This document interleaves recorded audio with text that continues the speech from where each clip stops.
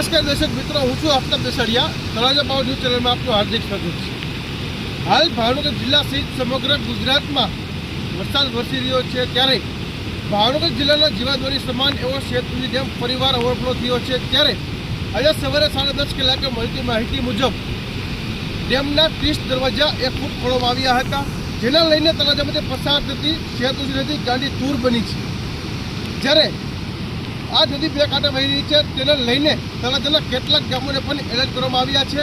સાથે તંત્ર દ્વારા તેવી પણ અપીલ કરવામાં આવી છે કે નદી કિનારે કોઈને પણ અવર જવર કરવી નહીં, સાથે સાવચેતી રાખવાની અપીલ કરી છે.